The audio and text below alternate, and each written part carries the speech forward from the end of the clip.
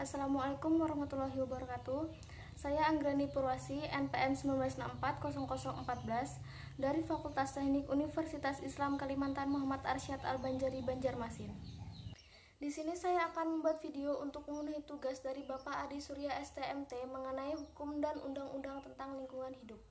Baiklah, kita akan masuk ke dalam materinya.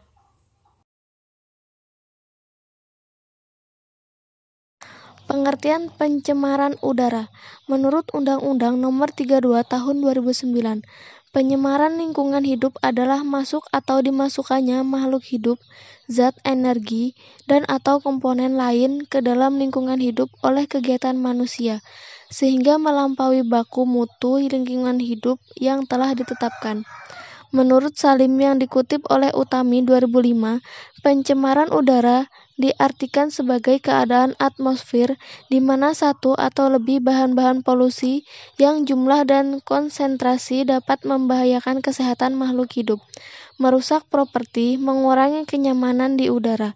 Berdasarkan definisi ini, maka segala bahan padat, gas, dan cair yang ada di udara yang dapat menimbulkan rasa tidak nyaman disebut populasi udara. Klasifikasi bahan pencemar udara. Banyak faktor yang dapat menyebabkan pencemaran udara. Di antaranya, pencemaran yang ditimbulkan oleh sumber-sumber alami maupun kegiatan manusia, atau kombinasi keduanya. Pencemaran udara dapat mengakibatkan dampak pencemaran udara bersifat langsung dan regional, lokal, maupun global atau tidak langsung dalam kurun waktu lama.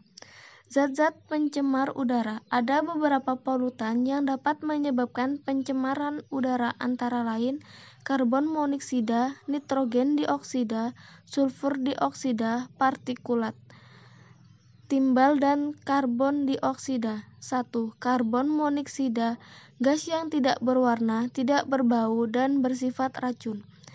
2. Nitrogen dioksida, gas yang paling beracun. Sulfur dioksida, gas yang berbau tajam.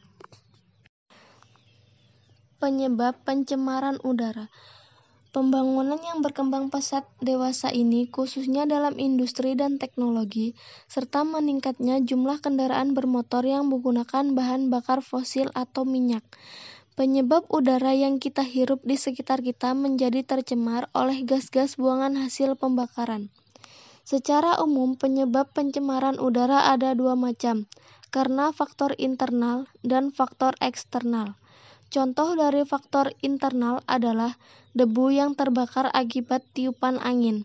Sedangkan contoh dari faktor eksternal adalah hasil pembakaran bahan bakar fosil. Dampak pencemaran udara terhadap lingkungan alam. A. Hujan asam. Hujan asam adalah hujan yang memiliki kandungan pH atau derajat keasaman kurang dari 5,6. Pencemar udara seperti SO2 dan NO2 berinteraksi dengan air hujan membentuk asam dan menurunkan pH air hujan. Dampak dari hujan asam ini antara lain memengaruhi kualitas air permukaan, merusak tanaman, melarutkan logam-logam berat yang terdapat dalam tanah, sehingga memengaruhi kualitas air tanah dan air di permukaan, bersifat korosif sehingga merusak material dan bangunan. Peraturan Pemerintah Republik Indonesia Nomor 41 Tahun 1999 tentang pengendalian pencemaran udara Presiden Republik Indonesia. Pasal 5 Ayat 2 Undang-Undang Dasar 1945. Undang-Undang Nomor 23 Tahun 1997 tentang pengelolaan lingkungan hidup. Sekian presentasi dari saya. Salah hilap mohon maaf. Assalamualaikum warahmatullahi wabarakatuh.